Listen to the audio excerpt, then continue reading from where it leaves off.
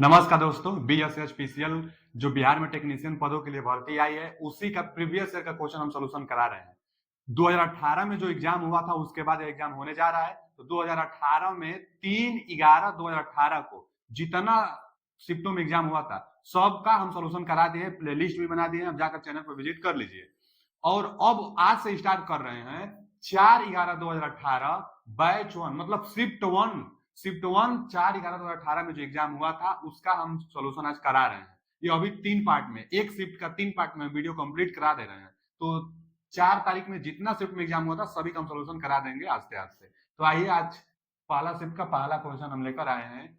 क्या है पहला क्वेश्चन? पहला क्वेश्चन है कि जब लोड प्रतिरोध स्रोत प्रतिरोध के बराबर होता है, जब लोड रेजिस्टेंस सोर्स रेजिस्टेंस के बराबर होता है तो निम्न में से कौन सा अधिकतम होता है? तो कौन सा अधिकतम होता है भैया? पावर। देखिए, एक डीसी नेटवर्क थ्योरी आती है, अध्याय का नाम है डीसी सर्किट। तो उस डीसी सर्किट में क्या क्या पढ़ाई जाती है? थेवेनिन सर्किट पढ़ाई जाती है, नॉर्टन्स थ्योरम पढ़ाई जाती है, उसके बाद एक पढ़ाया जाता है मैक्सिमम पावर ट्रांसफर। तो मैक्सिमम पावर ट्रांसफर से ही यह क्वेश्चन बनाया है। क्या है मैक्सिमम पावर ट्रांसफर? तो मैक्सिमम पावर ट्रांसफर में पावर मैक्सिमम ट्रांसफर कराई जाती है, लेकिन इसके लिए एक शर्त होता है कि जो सोर्स, जिस वोल्टेज सोर्स से आप लोड को सप्लाई देंगे तो उस लोड सोर्स का जो आंतरिक प्रतिरोध होगा उसी के बराबर अगर वह प्रतिरोध है तो मैक्सिमम पावर ट्रांसफर करेगा, जो डिलीवर करेगा मैक्सिमम पावर देगा। तो वही इसमें बोला भी है कि लोड का प्रतिरोध और सोर्स के प्रतिरोध के बराबर हो जाता है। लोड प्रतिरोध जो हम लोग जोड़ने वाले हैं, सोर्स जिससे देने वाले हैं, तो लोड प्रतिरोध सोर्स प्रतिरोध के बराबर हो जाए, यानी RL RS के बराबर हो जाए तो क्या होगा? तो मैक्सिमम पावर डिलीवर होगा। इनमें से कौन सा अधिकतम होगा? तो पावर मैक्सिमम होगा, मैक्सिमम पावर डिलीवर। अच्छा, कितना होता है? तो इसके लिए फॉर्मूला भी आता है। पावर मैक्सिमम बराबर V स्क्वायर बटा में 4RL, वही लोड रेजिस्टेंस और RS दोनों तो बराबर है होते हैं। तो यहाँ पर RS भी रख सकते हैं, चाहे ये भी रख सकते हैं। तो 20 बटा में 4RL, यही होता है मैक्सिमम पावर ट्रांसफर के लिए फॉर्मूला। आप मान भी निकाल लेते हैं, यह फॉर्मूला ट्री करवाता है। कई बार इस पर मान पूछता है, मैक्सिमम पावर का मान बताइए, तो इस पर मान निकाल लेते हैं। यहाँ पूछा है कि जब दोनों बराबर है तो क्या मैक्सिमम होगा? तो पावर मैक्सिमम होगा। आते हैं अगले क्वेश्चन की तरफ। अगला क्वेश्चन है कि किसी सर्किट ब्रेकर पर किए गए शॉर्ट सर्किट जांच में सिंगल फ्रीक्वेंसी ट्रांजिएंट पर निम्नलिखित रीडिंग प्राप्त हुआ। सर्किट ब्रेकर में देखिए दिया है, सर्किट ब्रेकर पर शॉर्ट सर्किट टेस्ट में सिंगल फ्रीक्वेंसी ट्रांजिएंट पर निम्नलिखित रीडिंग प्राप्त हुए। क्या क्या प्राप्त हुआ है? तो पहला प्राप्त हुआ है कि पीक रिस्ट्राइकिंग वोल्टेज तक पहुंचने का समय 50 माइक्रोसेकेंड है तथा पीक रिस्ट्राइकिंग वोल्टेज 125 केवी है, मतलब इतना किलोवाट है। तो औसत ट्रिपल आरबी कितना होगा? अच्छा, ट्रिपल आरबी को पहले कहते क्या है ये बताइए। तो ट्रिपल आरबी को हम लोग इसका फुल फॉर्म कहते हैं कि rate of rise of restriking voltage. क्या कहते हैं? तो rate of rise of recovery voltage, चाहे रिस्ट्राइकिंग वोल्टेज। तो रिकवरी भी ज्यादा, क्योंकि रिस्ट्राइकिंग होती है ना, जब देखिए हम बता देते हैं यहाँ पे, जिससे क्या होता है ना कि जब सप्लाई जाती है, मान लीजिए कि सप्लाई यहाँ से इस तरह जा रही है, अब यहाँ के बाद जैसे 0 पर पहुंचती है ना, वैसे सर्किट ब्रेकर को ऑन किया जाता है, वहां से सप्लाई ब्रेक की जाती है। तो यहाँ पर अब जैसे जाएगी ना, तो क्या होगा कि रिस्ट्राइकिंग वोल्टेज, मान लीजिए करंट है, एक आ रही है वोल्टेज, यहाँ से वोल्टेज आ रही है, और उसके बाद जैसे यहाँ आएगी, यहाँ पर रिस्ट्राइकिंग करेंगे तो थोड़ा कम से ज्यादा फ्लक्चुएट होने लगा, और उसके बाद कुछ पल के बाद जाकर रिकवरी हो जाएगा। तो फ्लक्चुएट होने के बाद रिकवरी होगा, तो इसको रिकवरी वोल्टेज। यहाँ पर फ्रीक्वेंसी कुछ ज्यादा हो गई, हलचल कुछ ज्यादा हो गई, इसी को रिस्ट्राइकिंग वोल्टेज कहते हैं। रिस्ट्राइकिंग वोल्टेज ऊपर में भी इसको बनाया जा सकता है। तो वही रेट मतलब समय के सापेक्ष जो दर निकाली जाती है उसी को तो रेट कहते हैं। जैसे वेग परिवर्तन की दर त्वरण कहलाती है, माने रेट ऑफ वेग एक्सेलरेशन कहलाता है, त्वरण कहलाता है। तो जहां पर दर की बात आ तो बाटा में टाइम निश्चित है। तो इसमें भी रिस्ट्राइकिंग वोल्टेज आपको निकालना है, रिकवरी वोल्टेज निकालना है, लेकिन इसका फुल फॉर्म क्या होता है? तो rate of rise of recovery voltage. तो क्या होता है इसके लिए formula? Rate of rise of recovery voltage के लिए जो फॉर्मूला होता है कि वोल्टेज जितना है और कितना समय में पीक वोल्टेज पर पहुंच जा रही है। यहाँ टाइम पीक वोल्टेज पर पहुंचने में लिया गया टाइम, यहाँ पर पीक वोल्टेज में पहुंचने पर उत्पन्न टोटल जो वोल्टेज होता है वो, अब दोनों दिया है कि पीक रिस्ट्राइकिंग वोल्टेज जितना है तथा पीक वोल्टेज पर पहुंचने का समय 50 माइक्रो सेकेंड है। तो बस मान भर दीजिए, आ जाएगा। अच्छा, ऑप्शन से भी आप पा सकते हैं। देखिए ऑप्शन में क्या दिया है, केवी प्रति माइक्रो सेकेंड, हर एक ऑप्शन में केवी प्रति माइक्रो सेकेंड, तो यहाँ केवी दिया है, तो इसको रख लीजिए ऊपर, अब बाटा में माइक्रो सेकेंड, तो बाटा में रख लीजिए 50 केवी और 50 रख लीजिए, आ जाएगा सोल्यूशन भी। तो आप ऑप्शन से भी प्राप्त कर सकते हैं, नहीं तो फॉर्मूला भी होता है, तो मान भर दीजिए। ये भी का मान कितना दिया है, 125 केवी दिया है, और टाइम का मान कितना दिया है, 50 माइक्रो सेकेंड दिया है, 50 माइक्रो सेकेंड दिया है। अच्छा, अब कटा दीजिए इसको, पहले तो 5 से कटा देंगे आप तो 25 बार में कटेगा, अब 5 से कटाएंगे तो 25 बार में कटेगा। एक एक जीरो भी तो है, तो एक जीरो है, 25 25 गया है, देखिए यहाँ हम लिख दे रहे हैं 25 गया है, लेकिन एक जीरो है तो एक अंक पर दशमलव लग जाएगा, तो 2.5 क्या हो जाएगा, केवी प्रति माइक्रो सेकेंड। ऑप्शन से भी पाइए, फॉर्मूला से पाइए, परिभाषा से प्राप्त करिए, एकदम हर तरह से एक ही जवाब आएगा। तो 2.5 कहा जाए, 2.5 केवी माइक्रो सेकेंड। तो आते हैं अगला क्वेश्चन की तरफ। अगला क्वेश्चन क्या है कि किसी 132 केवी सिस्टम फेज की ग्राउंड संधारित्र 0.015 माइक्रोफैरेड है। अच्छा, कोई 132 केवी क्या है कि किसी 132 केवी सिस्टम फेज ग्राउंड संधारित्र है। जैसे मान लीजिए ना कि कोई ट्रांसमिशन लाइन है, यहां पर पोल है, ठीक, ये पोल है, ये टावर हो गया, 132 केवी के लिए टावर का प्रयोग स्टार्ट हो जाता है, तो ये टावर हो गया।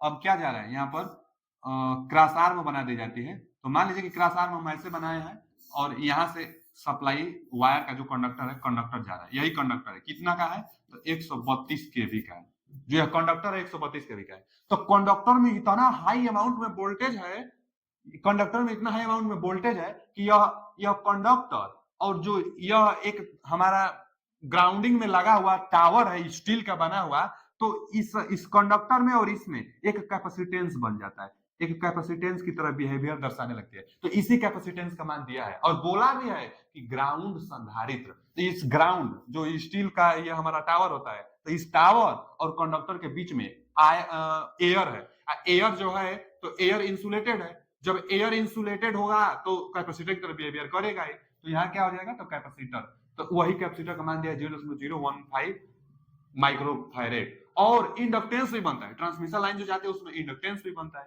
तो इंडक्टेंस 6 हेनरी है, ठीक है। सी दिया है, एल दिया है। वोल्टेज सर्ज को हटाने के लिए, अब कुछ वोल्टेज सर्ज इंपोर्टेंस बन जाती है, सर्ज वोल्टेज बन जाती है, क्यों, क्योंकि कैपेसिटेंस है और इंडक्टेंस है, तो सर्ज इंपोर्टेंस बनेगा, इंपोर्टेंस से फिर वोल्टेज बनेगा, तो वही वोल्टेज सर्ज को हटाने के लिए सर्किट ब्रेकर कंटेक्ट के साथ लगाए जाने वाले प्रतिरोध का मान बताइए। भैया इसको रिस्ट्राइकिंग वोल्टेज कहेंगे हम लोग। तो जब रिस्ट्राइकिंग वोल्टेज रिड्यूस करनी होती है, चाहे रिस्ट्राइकिंग घटना को जब रिस्ट्राइकिंग का मतलब ना कि वोल्टेज ज्यादा, फ्रीक्वेंसी ज्यादा हो गया है, कम में से ज्यादा फ्रीक्वेंसी हो गई है, वोल्टेज में कुछ गड़बड़ी आ गई है, उसी को रिस्ट्राइकिंग कहते हैं। तो रिस्ट्राइकिंग वोल्टेज को कम करने के लिए प्रतिरोध का मान के लिए एक फॉर्मूला आता है, उस प्रतिरोध के वैल्यू अब निकाल के रिस्ट्राइकिंग वोल्टेज को कंट्रोल कर ली जाती है। तो क्या आता है फॉर्मूला, हम लिख देते हैं, यही पूछा है प्रतिरोध, और फॉर्मूला क्या आता है, देखिए क्या पूछा है कि सर्किट ब्रेकर कॉन्ट्रैक्ट के साथ लगाए जाने वाले प्रतिरोध का मान बताइए। प्रतिरोध के लिए फॉर्मूला क्या आता है तभी ना मान बताएंगे, तो फॉर्मूला आता है 1/2 अंडर रूट में L/C, बस यही इस कब के लिए फॉर्मूला है, तो रिस्ट्राइकिंग वोल्टेज के समय रिस्ट्राइकिंग वोल्टेज को कम करने के लिए लगाए जाने वाले प्रतिरोध का मान, सर्किट ब्रेकर में लगाए जाने वाले प्रतिरोध का मान बताइए रिस्ट्राइकिंग वोल्टेज को घटाने के लिए, तो इसी से हम लोग निकाल लेंगे, यही पूछा भी है कि प्रतिरोध का मान बताइए। तो 1/2 अंडर रूट में एल का मान कितना दिया है जी, दिया है 6 हेनरी, अब बाटा में कैपेसिटेंस का मान दिया है, कैपेसिटेंस का मान कितना दिया है 0.015, और क्या है माइक्रो फैरेड, तो माइक्रो को 10⁻⁻6 फैरेड में तो मात्रक ही होता है। अब देखिए इसी को हल करना है ना जी, तो इसको हल करना होगा, तो ये 3 हटाने के लिए ना, ये 0.3 अंक पर है, तो 3 को 0 ऊपर बढ़ाना होगा, हम आगे बढ़ा देते हैं, 1/2 अंडर रूट में 6 है, लेकिन 1 2 3 0 बढ़ा देंगे, 1 2 3 0 हम बढ़ा देंगे, तो नीचे क्या आ जाएगा, केवल 15 आ जाएगा, क्योंकि 0 का महत्व तो रहेगा नहीं, आई 10 के पावर माइनस है तो ऊपर जाएगा, तो धन का पावर 10 का 6 हो जाएगा, ये ऊपर जाएगा तो धन का पावर 10 का 6 हो जाएगा। अब कटा दीजिए, यहाँ ये 60 है ना, तो 15 चौका 60, 400 बचा, कितना बचा, 15 चौका 60, 4 ये 2 0, यानी 400 बचा है, 400 गुणा 10 का पावर 6, ये ना 2 0 या इसको भी दे दीजिए। अच्छा है छोड़िए, 400 का वर्गमूल कितना हो जाएगा? 20 आ जाएगा। निकाल दीजिए बाहर। देखिए थोड़ा सा और हम ओपन कर देते हैं। तो अब वर्गमूल से बाहर निकल जाएगा, तो 1/2 गुणे इस 400 का वर्गमूल से बाहर निकालेंगे तो 20 निकलेगा। 400 का 20 गुणे 10 के पावर 6 का आधा इसका भी निकलता है, तो 10 के पावर 3। कैसे आधा? तो 10 के पावर 6 को 10 के पावर 3 गुणे 10 के पावर 2 करेंगे तो वर्गमूल निकल जाएगा 10 के पावर 3 बचेगा। तो 10 के पावर 6 का कितना बचेगा? 10 के पावर 3। अभी 2 से कटा देंगे, तो 2 से इस 20 को कटाएंगे तो 10, 10 के पावर 3 को लिखते हैं किलो ओम, क्योंकि रेजिस्टेंस का मात्रक है तो ओम। तो 10 किलो ओम, यहाँ की कितना ऑप्शन हो जाएगा? D option is right answer, 10 kilo ohm. आते हैं अगले क्वेश्चन की तरफ। अगला क्वेश्चन है कि निम्नलिखित कौन सा कथन एयर ब्लास्ट सर्किट ब्रेकर के लिए एक हानि है? एयर ब्लास्ट सर्किट के लिए एक हानि है। देखिए जो एयर ब्लास्ट सर्किट ब्रेकर होता है ना जी, एक तो होता है आइसोलेटर। आइसोलेटर नो लोड पर काम किया जाता है, उसमें आग की खतरा नहीं होती है। लेकिन जो सर्किट ब्रेकर होता है यह अनलोड पर भी काम किया जाता है। तो जब लोड पर भी इससे काम करेंगे हम लोग, तो जैसे लोड से हम लोग हटाते हैं तो देखते हैं कि जो वायु होती है आयनाइज होती है, और वायु आयनाइज होकर आग बन जाती है, आग लग जाती है। जब सर्किट ब्रेकर जैसे ओपन होता है, तो जब आग लग जाती है तो उस आग को बुझाना होता है। तो आग को बुझाने के लिए विभिन्न प्रकार की सर्किट ब्रेकर प्रयोग की जाती है, उसी में से एक है एयर ब्लास्ट सर्किट ब्रेकर। इसमें क्या किया जाता है कि वायु को कंप्रेस्ड करके भरा गया होता है, और वहां पर उसी जो कंप्रेस्ड वायु होती है उसी को फोर्स दी जाती है वहां पे कि आग बुझ जाए। आग की लौ को कम करने लगता है धीरे धीरे, उसके बाद बुझ जाता है। तो एयर ब्लास्ट सर्किट ब्रेकर में एयर की ब्लास्ट की जाती है, जहां पर आग लगता है वहां पे, लेकिन आग लग जाती है उसके बाद ब्लास्ट की जाती है। हल्का सा भाई जब संपर्क आप हटाएंगे तो आग लगी रहती है, उसको बुझाने के लिए हम लोग क्या करते हैं? एयर की ब्लास्ट करते हैं। तो खतरा थोड़ा सा होता है ना। तो पहला कथन तो सही दिया है कि इस प्रकार के सर्किट ब्रेकर में आग लगने की संभावना होती है, तो ये बात सही कहा है। यह एक हानि भी है। पूछा है ना कि कौन सा एक हानि है इसका? एयर ब्लास्ट का हानि क्या है? तो यही एक हानि में आएगा, क्योंकि इससे आग लगने की संभावना बनी रहती है। यह एक हानि है। आगे पढ़ लेते हैं। यह हाई स्पीड रिक्लोजर की सुविधा प्रदान करता है, तो ये सही है। हाई स्पीड रिक्लोजर मतलब जल्दी से आग बुझाने में सक्षम तो होता है, अभी तो यूज किया जाता है, तो ये तो सही है। उसका लाभ है कि जल्दी से आग बुझाती है। उसके बाद जितने समय के लिए चिंगारी बनी रहती है वह छोटी होती है और जल्द बुझ जाती है। वह छोटी होती जाती है और वह जल्द बुझ जाती है। यह भी सही है कि चिंगारी तो बनती है लेकिन जल्द ही वह बुझ भी जाती है। फिर आगे तेज परिचालन प्राप्त होता है कि the high speed operation is achieved, मतलब क्या चीज कि ऑपरेशन जो होता है इसका वह तेज काम कर देता है। तो ठीक है, तेज भी करता है, चिंगारी छोटी होती जाती है और बुझ जाती है, और रिक्लोजर की सुविधा होती है। और इसका भी सुविधा होता है कि सर्किट ब्रेकर में आग की खतरे की संभावना होती है, इसका भी होता है। लेकिन यह हानि है, यह सब तो ठीक है, पॉजिटिव सेंस में है, यही एक निगेटिव सेंस में है। तो A option is right answer. Circuit breaker में आग लगने की संभावना बनी रहती है।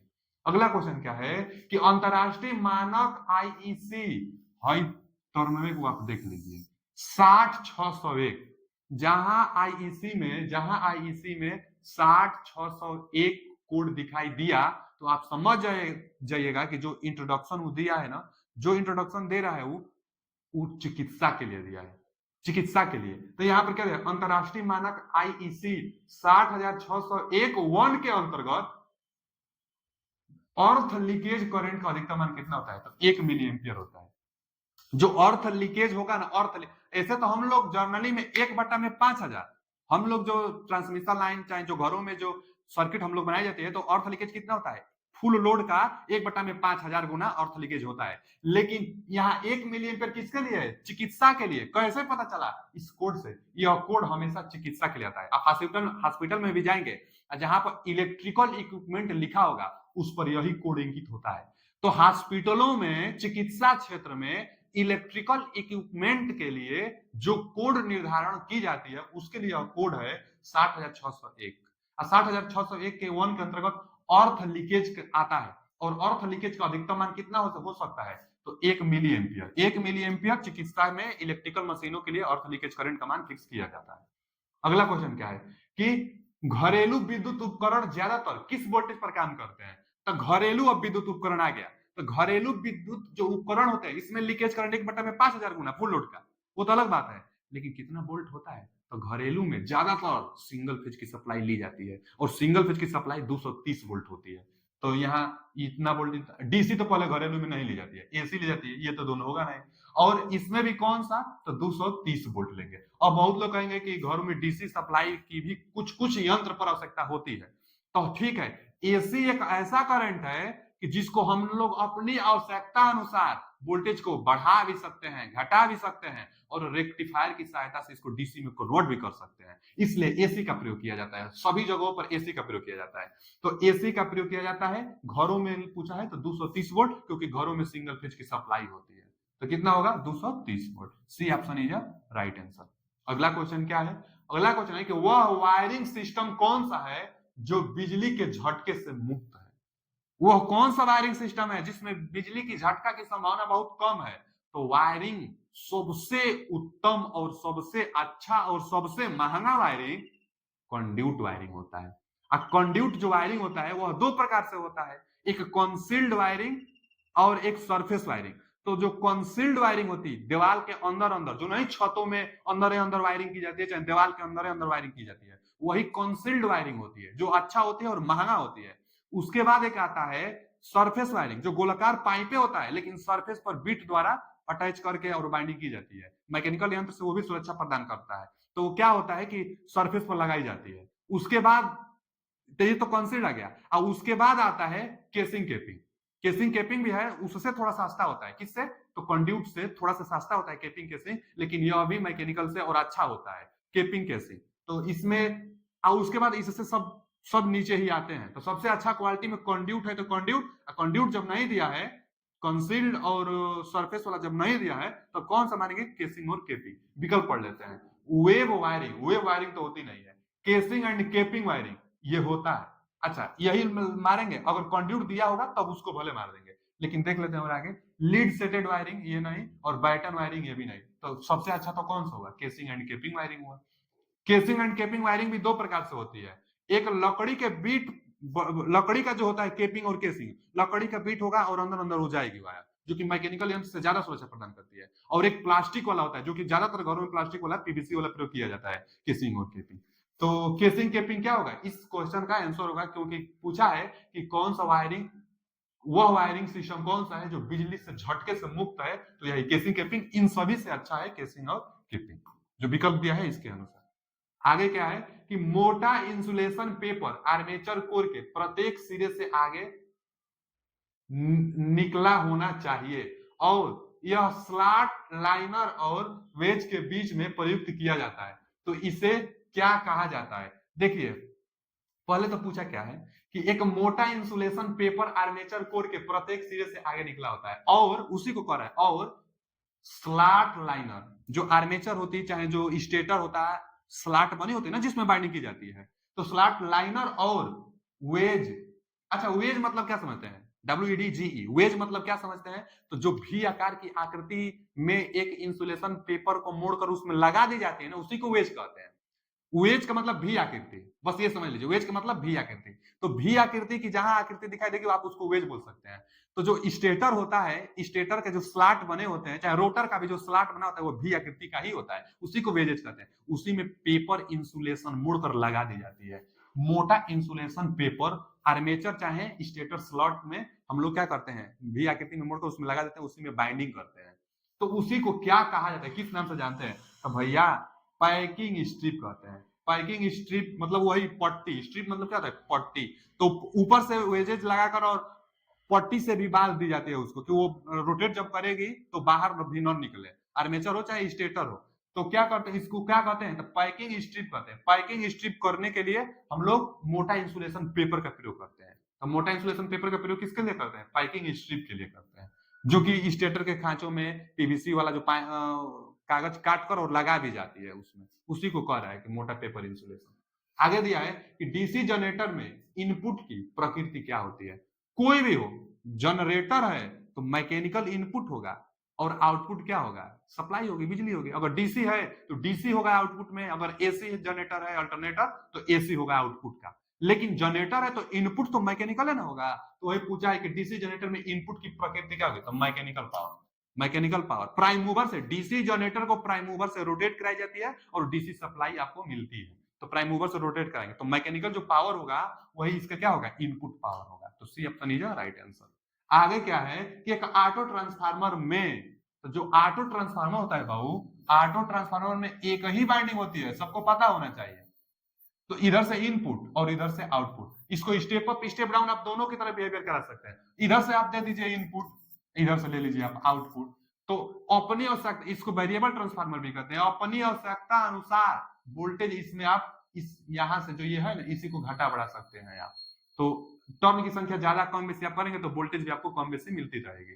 तो आउटपुट और इनपुट, मान लीजिए यहाँ अगर इनपुट हो गया, यहाँ अगर इनपुट तो वो आउटपुट, अगर वो इनपुट तो ये आउटपुट, तो एक ही बाइंडिंग होती है। तो ऑटो ट्रांसफार्मर में एक ही बाइंडिंग होती है, वन बाइंडिंग, ठीक है। 4 बाइंडिंग, 3 बाइंडिंग, 2 बाइंडिंग नहीं, ऑटो ट्रांसफार्मर में सिर्फ एक बाइंडिंग होती है। ऑटो ट्रांसफार्मर को वेरिएबल ट्रांसफार्मर कहते हैं। यह इलेक्ट्रिकली और मैग्नेटिकली दोनों कनेक्टेड होता है, जबकि जो कोर टाइप का ट्रांसफार्मर होता है, जो कोर टाइप का ट्रांसफार्मर होता है, ये भी क्वेश्चन कभी ना कभी पूछा है किसी शिफ्ट में, हम देखे थे। तो यहां से भी बाइंडिंग की जाती है ना, और एक यहां से जो बाइंडिंग की जाती है, तो एक इनपुट एक आउटपुट, तो इलेक्ट्रिकली कनेक्टेड नहीं होता है, यह सिर्फ और सिर्फ मैग्नेटिकली कनेक्टेड होता है, म्यूचुअली कनेक्टेड होता है। यहां से मैग्नेटिक फ्लक्स बनकर और फ्लक्स यहां से यहां फ्लक्स पहुंचता है, और फ्लक्स के कारण इंड्यूस ईएमएफ होता है, उसके बाद आपको सप्लाई देता है। तो जो कोर टाइप ट्रांसफार्मर होती है, म्यूचुअली इंडक्टेंस होता है, इलेक्ट्रिकली नहीं। जबकि ऑटो ट्रांसफार्मर म्यूचुअली इलेक्ट्रिकली दोनों तरह से कनेक्टेड होता है। इसमें रेजिस्टेंस भी पूछता है, प्राइमरी और सेकेंडरी में रेजिस्टेंस कितना होता है, तो इसमें तो शॉर्टेस्ट होता है, कम से कम होता है, 0 के करीब होता है, लेकिन इसमें अनंत बताया जाता है। प्राइमरी और सेकेंडरी बाइंडिंग के बीच में रेजिस्टेंस का मान अनंत, क्योंकि इलेक्ट्रिकली कनेक्टेड नहीं होते हैं। ऑटो ट्रांसफार्मर में एक बाइंडिंग होती है। अगला क्वेश्चन क्या है कि एक ट्रांसफार्मर में ऊर्जा प्राइमरी से सेकेंडरी बाइंडिंग के किस माध्यम से आंतरित होती है। देखिए वही क्वेश्चन है जो अभी हम बताए, एक ट्रांसफार्मर में ऊर्जा प्राइमरी से सेकेंडरी बाइंडिंग में किस माध्यम से स्थानांतरित होती है।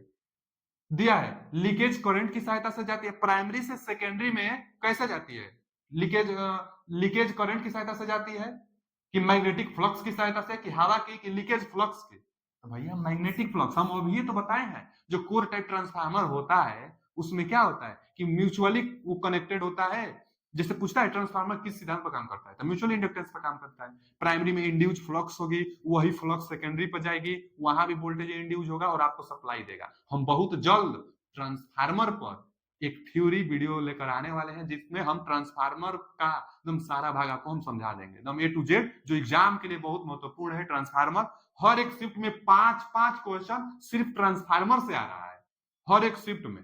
देखिए इसी में ट्रांसफार्मर से 2-3 क्वेश्चन अभी आ गया, अभी आगे कितना आ जाएगा। हर एक शिफ्ट में ट्रांसफार्मर से क्वेश्चन एकदम निश्चित आ रहा है, क्योंकि आईटीआई के लिए फेमस ही है ट्रांसफार्मर। तो ट्रांसफार्मर से एकदम हर एक क्वेश्चन आएगा। इसमें क्या है कि एक ट्रांसफार्मर में ऊर्जा प्राइमरी से सेकेंडरी बाइंडिंग में किस माध्यम से स्थानांतरित होती है, तो म्यूचुअली इंडक्टेंस नहीं दिया है, लेकिन मैग्नेटिक फ्लक्स दिया है, तो फ्लक्स की सहायता से प्राइमरी से सेकेंडरी में जाती है। अगला क्वेश्चन क्या है, अगला क्वेश्चन है कि कम वोल्टेज उपकरण, मतलब 440 वोल्ट कम वोल्टेज होता है ना, जो कि 2 फेज के लिए 3 फेज के लिए वोल्टेज होता है। तो कम वोल्टेज उपकरण पर मेगर टेस्ट करने के लिए पर्याप्त वोल्टेज रेटिंग क्या है। यही क्वेश्चन 3/11/2018 में एग्जाम हुआ था, उसमें भी आया था। और यही क्वेश्चन देखिए 4/11/2018 में जो एग्जाम हो रहा है, मतलब अगला दिन का जो एग्जाम हो रहा है, उसमें भी आया है, एकदम सेम क्वेश्चन। तो लो वोल्टेज पर जब पूछता है तो 500 वोल्टेज मारते हैं।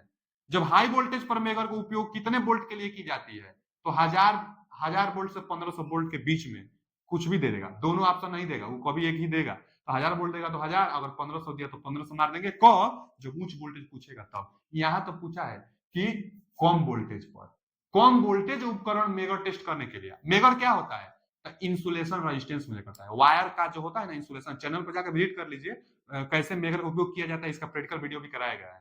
तो जो मेगर होता है, मेगर से इंसुलेशन और कंटिन्यूटी भी चेक की जाती है। इसमें 2 पॉइंट होते हैं, एक इनिशियल और एक एंडिंग। इनिशियल पॉइंट जैसे मान लीजिए एक 0 ओम का मेगर, तो पहले मेगा ओम में रेजिस्टेंस देगा, तो एक 0 ओम होगा और एक अनंत में होगा। मेगा ओम में रीडिंग देता है ना मेगा, तो अनंत ओम होगा। और अनंत ओम तभी मेगा रीडिंग देगी जब ओपन सर्किट में रहेगी, और जब शॉर्ट सर्किट में रहेगी, अगर जो रजिस्टर वायर है अगर शॉर्ट सर्किट में है, तो मेगर 0 देगा।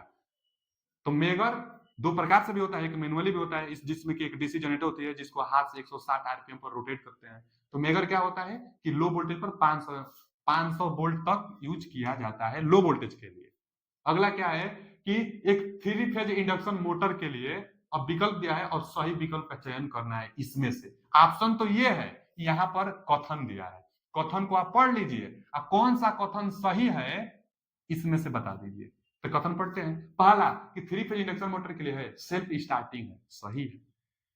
3 फेज इंडक्शन मोटर में 3 फेज सप्लाई दी जाती है जो रोटेटिंग मैग्नेटिक फील्ड बनाता है और सेल्फ स्टार्टेड हो जाता है। स्लिप रिंग इंडक्शन मोटर हो चाहे स्क्वायरल केज इंडक्शन मोटर हो, 3 फेज इंडक्शन मोटर आ गया तो क्या होगा, सेल्फ स्टार्टेड होगा। तो सेल्फ स्टार्टिंग होता है, लेकिन अल्टरनेट जो सिंक्रोनस मोटर होता है वह नहीं starting, self starting synchronous motor नहीं होता है, जबकि इंडक्शन मोटर सेल्फ स्टार्टेड होता है। तो ये तो सही। आगे, आर्मेचर प्रतिक्रिया तथा ब्रश स्पार्किंग कम होती है क्योंकि कम्यूटेटर और ब्रश अनुपस्थित है जो स्पार्क का कारण हो सकता है। ये भी सही है। इंडक्शन मोटर में कम्यूटेटर और ब्रश कहाँ होता है, कम्यूटेटर ब्रश की अनुपस्थिति होती है और कम्यूटेटर ब्रश की अनुपस्थिति हो जाने के कारण स्पार्किंग से हम लोग को बचाता है। तो यही कह रहा है, तो ये भी सही है। आगे, निर्माण में गैर किफायती और मजबूत होता है। मजबूत तो सही होता है, इंडक्शन मोटर मजबूत होता है, लेकिन निर्माण में गैर किफायती, किफायती मतलब नहीं है बोल रहा है, ये तो गलत बोल रहा है। किफायती होता है जी, इंडक्शन मोटर किफायती होता है और मजबूत भी होता है, ये गलत बोल दिया। रख रखाव में आसान, ये सही है। इंडक्शन मोटर है ना, ज्यादातर आप जितना मोटर देखते हैं ना सब एसी पर जो चलती है सब इंडक्शन मोटर होती है। तो रख रखाव में भी क्या ध्यान देना होता है, कुछ नहीं, रख रखाव इजी है इनका, रख रखाव भी इजी है। आगे, निर्माण में किफायती और मजबूत, देखिए यहाँ सही दे दिया, ये सही है। निर्माण में किफायती और मजबूत होते हैं इंडक्शन मोटर। आगे, सेल्फ स्टार्टिंग नहीं है, ये तो गलत दे दिया। हम तो अभी बताए हैं कि 3 phase induction motor self started होता है। अब मिला लीजिए, पहला सही है, दूसरा सही है, चौथा और पांचवा, पहला दूसरा चौथा पांचवा, पहला दूसरा चौथा पांचवा, पहला दूसरा चौथा पांचवा, यही सही है, बी ऑप्शन। पहला दूसरा चौथा पांचवा ही इसमें से सही है, तो B option is right answer. अगला क्वेश्चन क्या है कि 3 फेज इंडक्शन मोटर किसके सिद्धांत पर काम करता है। 3 फेज इंडक्शन मोटर बाबू, इंडक्शन जब नाम ले लिया है तो म्यूचुअल इंडक्टेंस, तो सेल्फ इंडक्टेंस बायोट सेवर्ट ला, तो बायो सेवर्ट ला नहीं, म्यूचुअल इंडक्टेंस, तो यही सही है, म्यूचुअल इंडक्टेंस। कैसे, तो 3 फेज इंडक्शन मोटर के स्टेटर पर आप सप्लाई देते हैं, रोटेटिंग मैग्नेटिक फील्ड बनाता है जो रोटर को कट करता है, शॉर्ट सर्किटेड रोटर रहता है, तो रोटर पर मैग्नेटिक फ्लक्स कट करता है, उसके बाद उसमें एक ईएमएफ इंड्यूज हो जाती है, तो स्टेटर के फ्लक्स से रोटर पर ईएमएफ इंड्यूज होता है, यही तो है म्यूचुअल इंडक्टेंस। म्यूचुअल इंडक्टेंस यही है, रोटर पर फ्लक्स, रोटर पर जब फ्लक्स पड़ती है तो इंड्यूस ईएमएफ होता है और इस पर बल लगता है, तो टार्क, बल जब लगेगा तो एक अक्ष पर रोटेट करने लगती है तो टार्क भी लगने लगती है मोटर पर, तो टार्क उत्पन्न हो जाती है। तो म्यूचुअल इंडक्टेंस के कारण 3 फेज इंडक्शन मोटर कार्य करता है।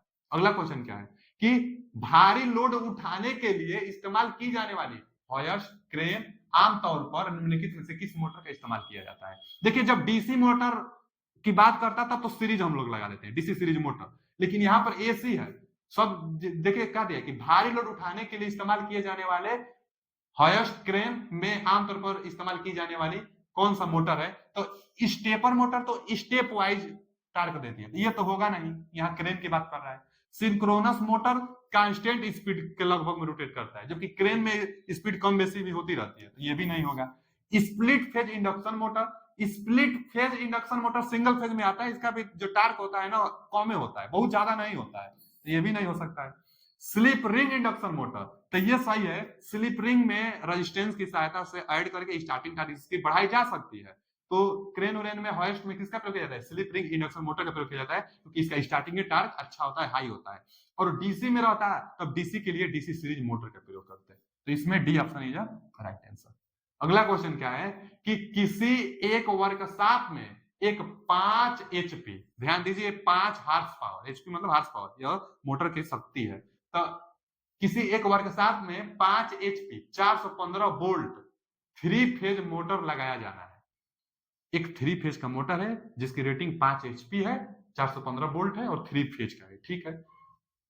इस मोटर के लिए निम्नलिखित किस डिस्कनेक्टिंग स्विच का चयन किया जाना चाहिए, कौन सा स्विच का चयन किया जाना चाहिए। देखिए, स्विच का चयन करंट रेटिंग के अनुसार की जाती है, इसीलिए करंट भी दिया है, यहां दिया है 32 एम्पियर 32 एम्पियर 63 एम्पियर 63 एम्पियर, तो करंट निकालना जरूरी है। आप करंट निकाल भी सकते हैं, करंट निकालने के लिए फॉर्मूला जानते हैं ना, पावर बराबर पी बराबर क्या होता है, 3 पे जाते कौन 3 वी आई कास फाई, अगर इफिशियंसी है तो इफिशियंसी का भी गुणा हो जाता है, अगर इफिशियंसी है सवाल में तो इफिशियंसी का भी गुणा हो जाता है, पावर बराबर, अच्छा यहां से आई निकल जाएगा, पावर के बटा में कर्णितीन कर दीजिए, भी कर दीजिए, cos फाई कर दीजिए, एफिशिएंसी कर दीजिए, तो आई कमांड निकल जाएगा। पावर दिया है ना, 5 एचपी दिया है, तो इसको हम लोग क्या कर लेंगे, 746 ले गुणा करके वाटेज में बदल लेंगे और वाट रख लेंगे। 5 एचपी में 746 से गुणा करेंगे तो वाटेज बदल जाएगा, जो कि कितना आ जाता है, तो कितना 3730 के करीब में आ जाएगा। 5 में से गुणा कर लेंगे तो आप देख लीजिएगा इतना वाटेज। अब वोल्टेज भी दिया है इसमें 415 वोल्ट, वोल्टेज रख दीजिए। फाई का भी मान दिया है 10 वाट पावर फैक्टर, इफिशिएंसी का भी मान दिया है 10 तो सब मान भर लीजिए, करंट का मान आ जाएगा। अब करंट वही करंट पूछा है, लेकिन नहीं, यहाँ पूछा क्या है, डिस्कनेक्टिंग स्विच का चयन करना है। तो डिस्कनेक्टिंग स्विच का मतलब ना हम लोग को क्या बताना है, स्टार्टिंग करंट, तभी तो कंट्रोल करेगी। स्टार्टिंग करंट रनिंग करंट का 4 गुना, स्टार्टिंग करंट रनिंग करंट का 4 गुना। तो यहां से जो करंट आएगी वो रनिंग करंट आएगी, उसका 4 गुना करेंगे तो इसमें से आपको मैच करेगा। तो स्टार्टिंग करंट रनिंग करंट का 4 गुना। लेकिन एग्जाम में ये नहीं पूछता, एग्जाम में ये पूछता है कि स्टार्टिंग करंट एचपी का कितना गुना होता है। तो स्टार्टिंग करंट एचपी का 5 से 6 गुना होता है। स्टार्टिंग करंट एचपी का 5 से 6 गुना होता है, जबकि रनिंग करंट कितना होता है, तो 1.5 गुना के आसपास होता है। रनिंग करंट 1.5 गुना, एचपी का 1.5 गुना। तो अगर रनिंग करंट इसमें हम लोग को चाहिए होता, by the way running current I और रनिंग, अगर रनिंग करंट चाहिए होता तो 1.5 गुना कर देते एचपी का। एचपी का यानी कितना दिया है, 5 एचपी दिया है ना, 5 तो 15 5 75 7.5 एम्पियर आ जाता है। दम दम 60 ट्रिक है, इतना समझ लीजिए आप कि कुछ हॉले नहीं करना है, निकालना ही नहीं है, इस फॉर्मूला का प्रयोग आपको करना ही नहीं है। सीधा जवाब बताइए आप, एचपी का 1.5 गुना कर दीजिए, रनिंग करंट आ जाएगा। और स्टार्टिंग करंट आपको चाहिए, यदि स्टार्टिंग करंट आपको यदि चाहिए तो एचपी का 5 गुना से 6 गुना, यानी 5 गुना कर दीजिए एचपी का, चाहे 6 गुना भी कर सकते हैं। चलिए 6 गुना हम कर देते हैं, 5 से 6 गुना, तो 6 गुना कर देते हैं एचपी। एचपी कितना है, 5 एचपी है, तो 5 छक्का 30 एम्पियर, 30 एम्पियर आ जाएगा स्टार्टिंग करंट। हमको स्टार्टिंग है करंट डिस्कनेक्टिंग करने के लिए स्टार्टिंग करंट चाहिए, क्योंकि स्टार्टिंग करंट ज्यादा होता है, तो स्टार्टिंग करंट 30 एम्पियर आएगा इस क्वेश्चन का। 30 एम्पियर के आसपास कौन सा है, देखिए यहाँ है और यहाँ है, 30 एम्पियर के आसपास यही दिया है। और आयरन क्लैड ट्रिपल पोल का ही प्रयोग किया जाता है, न कि एन एंड न्यूट्रल के साथ नहीं, आयरन क्लैड ट्रिपल पोल का प्रयोग किया जाता है। ये तो ठीक है कि आयरन क्लैड ट्रिपल पोल, लेकिन करंट तो हम लोग को निर्धारण करना होगा। तो करंट स्टार्टिंग करंट कितना होगा, तो 32 एम्पियर होगा। कैसे निकला, एचपी का 6 गुना हम कर दिए, क्योंकि स्टार्टिंग करंट एचपी का 5 से 6 गुना होता है और रनिंग करंट एचपी का 1.5 गुना होता है। हल करने की जरूरत नहीं है, बस एचपी रहेगा, आप तुरंत लगा लीजिए। यह विकल्प में तो यही पूछ देता है कि स्टार्टिंग करंट कितना होता है एचपी का, तो बस 5 से 6 गुना, और रनिंग करंट कितना होता है, तो 1.5 गुना होता है। तो आज के लिए इतना ही, हम मिलते हैं अगले वीडियो में। अभी के लिए थैंक यू, धन्यवाद।